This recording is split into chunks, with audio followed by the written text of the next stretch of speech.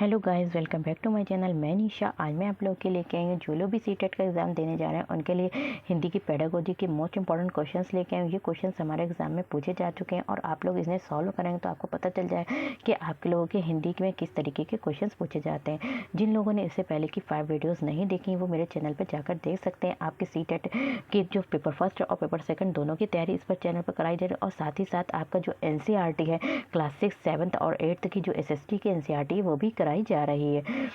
और आप लोग अगर किसी भी कॉम्पिटिटिव एग्ज़ाम की तैयारी कर रहे हैं तो आप लोगों के लिए वो आदित्य पब्लिकेशन की बुक से आपको हिंदी पढ़ाई जा रही है तो उसको देख सकते हैं। तो चलिए स्टार्ट करते हैं। यहाँ पर जो पेडागोजी के क्वेश्चंस दे रखे हैं तो कौन सा क्वेश्चन है? क्वेश्चन नंबर हमारा है 91। कह रहे हैं कि प्राथमिक स्तर पर शिक्षा का माध्यम क्या होना चाहिए। प्राथमिक स्तर पर कह रहे हैं कि जो बच्चों को शिक्षा दी जाती है तो उसमें वो किस माध्यम में दी जानी चाहिए। तो उनको किस माध्यम में दी जाए? बच्चे की मातृभाषा में होनी चाहिए। जो भी बच्चों को प्राथमिक इस पर जो भी शिक्षा दी जानी चाहिए ये नहीं कि उनकी मातृभाषा दो अदर लैंग्वेज में दे, बल्कि जो भी उनके आसपास की मातृभाषा है, जो भी उनकी मातृभाषा है उसमें उनको शिक्षा देनी चाहिए। यानी कि अगर उनकी मातृभाषा हिंदी है तो हिंदी में देनी चाहिए, अगर उनकी मातृभाषा इंग्लिश है तो इंग्लिश में देनी चाहिए, उनकी मातृभाषा उर्दू है तो उन्हें उर्दू में शिक्षा देनी चाहिए। नेक्स्ट हमारा क्वेश्चन है क्वेश्चन नंबर 92। कह रहे हैं कि बच्चे प्रारंभ से ही, तो बच्चे स्टार्टिंग से जो होते हैं प्रारंभ से ही क्या होते हैं? तो बच्चे प्रारंभ से ही बहुभाषिक होते हैं, यानी कि स्टार्टिंग से ही बहुभाषिक होते हैं। उनको जिस रूप में ढाला जाए तो वो वैसे कोरी स्लेट होते हैं, उनको जैसा बनाया जाए वैसे बन जाते हैं। तो बच्चे प्रारंभ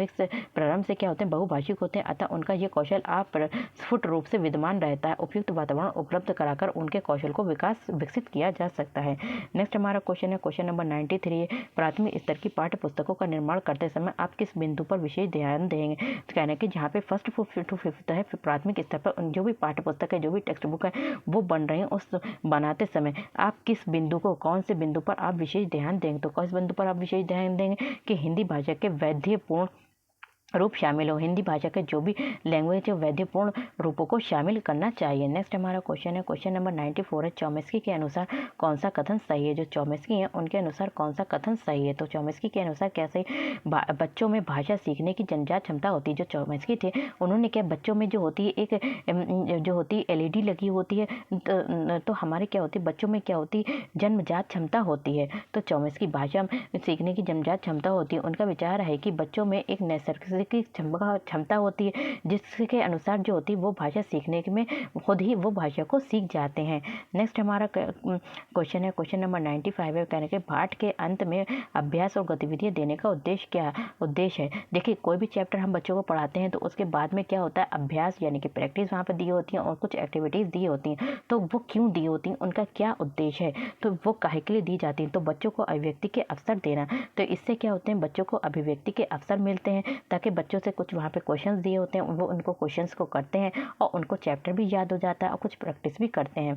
नेक्स्ट हमारा क्वेश्चन है क्वेश्चन नंबर 96 है। यहाँ पे कह रहे हैं कि भाषा अर्जित करने की प्रक्रिया में किसका महत्व सर्वाधिक है? तो भाषा अर्जित, जो देखिए भाषा एक अर्जन होता है और दूसरा अधिगम होता है। तो भाषा अर्जित जब हम अपने परिवार में या फिर अपने सोसाइटी में रहते हैं और भाषा को वहाँ पे किसी भी ना तो रूल होते हैं, कोई भी नियम होते हैं, कोई भी ऐसे बिना अर्जित कर लेते हैं। जैसे कि एक छोटा बच्चा कभी वो स्कूल नहीं जाता है फिर भी वो बोलना सीख जाता है तो वो क्या करता है, भाषा को अर्जित कर लेता है। लेकिन जब वो किसी दूसरी लैंग्वेज को सीखना चाहता है तो उसे क्या करना पड़ता है, उसको अधिगम करना पड़ता है।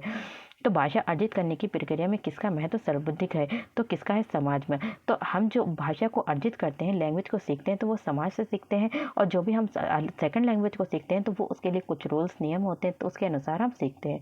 नेक्स्ट हमारा क्वेश्चन है क्वेश्चन नंबर 97 है। एक समावेशी कक्षा में भाषा शिक्षक को किस बिंदु का सबसे विशेष ध्यान देना चाहिए? देखिए, एक जो समावेशी शिक्षा कक्षा होती है, इंक्लूसिव एजुकेशन होते हैं, एक ही छत के नीचे सभी बच्चों को पढ़ाया जाता है, उसमें कोई भी डिफरेंस नहीं किया जाता है, सभी बच्चों को एक समान साथ समझा जाता है, चाहे उनमें कोई भी कमी हो, चाहे विकलांग हो, चाहे दृष्टि दोष हो, तो सभी बच्चों को एक ही छत के नीचे पढ़ाया जाता है। तो यहाँ पे कहने के एक समावेशी कक्षा में भाषा शिक्षक, आप एक लैंग्वेज टीचर हैं तो आप किस बिंदु पर विशेष ध्यान रखना चाहिए? तो किसी पर ध्यान दें? विविध प्रकार के सिर्फ देशी सामग्रियों का उपयोग करना, क्योंकि वहाँ पर समावेशी कक्षा है, उसमें हर तरीके के बच्चे होंगे, कुछ विकलांग भी बच्चे होंगे, कुछ जो होंगे कुछ बच्चों को सुनाई नहीं देता होगा, कुछ बच्चों को दिखाई नहीं देता होगा। तो इसलिए ऐसे बच्चों को पढ़ाने के लिए हमें क्या के लिए ऑडियो विजुअल एड्स का प्रयोग करना होगा। नेक्स्ट करना चाहिए। नेक्स्ट हमारा क्वेश्चन है, क्वेश्चन नंबर 98 है कि भाषा में आंकलन की प्रक्रिया, जो भी हमारी लैंग्वेज में जो भी हमारा असेसमेंट का प्रोसेस होता है, आंकलन की प्रक्रिया जो होती है वो क्या करती है। तो भाषा में आंकलन की प्रक्रिया सीखने सिखाने के दौरान भी चलती है। तो भाषा में आंकलन की जो प्रक्रिया होती है सीखने सिखाने के दौरान चलती है। नेक्स्ट हमारा क्वेश्चन है, क्वेश्चन नंबर 99 है, पढ़ना सीखने की प्रक्रिया में किसकी भूमिका सर्वाधिक महत्वपूर्ण है। तो जब बच्चे पढ़ना सीखते हैं तो उसकी प्रक्रिया में, उस प्रोसेस में किसकी भूमिका सर्वाधिक महत्वपूर्ण होती है। तो किसकी होती, बाल साहित्य के सार्थक प्रयोगों की महत्वपूर्ण भूमिका होती है। नेक्स्ट हमारा क्वेश्चन है, क्वेश्चन नंबर 100 है, प्राथमिक स्तर पर भाषा शिक्षण का उद्देश्य है कि जो प्राथमिक स्तर पर भाषा शिक्षण यानी कि जो भाषा शिक्षण है, लैंग्वेज टीचिंग है, उसका उद्देश्य है कि क्या है। तो विभिन्न बच्चे विभिन्न स्थितियों में भाषा का प्रभावी प्रयोग कर सकें। तो बच्चे जो है अलग अलग कंडीशंस में भाषा का प्रभावी ढंग से क्या कर सकें, प्रयोग कर सकें। नेक्स्ट हमारा क्वेश्चन है, क्वेश्चन नंबर 101 है, भाषा अर्जित करने में वाइगोत्स्की ने किस प्रकार सबसे अधिक बल दिया। तो भाषा अर्जित करने में, यह भाषा को अर्जित यानी कि जो भाषा हम समाज से अर्जित करते हैं, तो उसमें वाइगोत्स्की ने किस पर सबसे अधिक बल दिया था। तो किस पर अधिक सबसे बल दिया, तो समाज में होने वाले भाषा प्रयोग पर अधिक बल दिया था।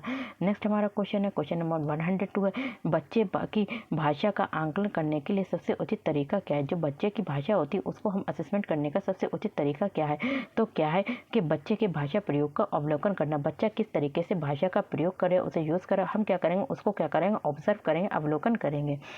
नेक्स्ट हमारा क्वेश्चन है, क्वेश्चन नंबर 103 ये कहना है कि प्राथमिक स्तर पर एक भाषा शिक्षक से सर्वाधिक अपेक्षित है।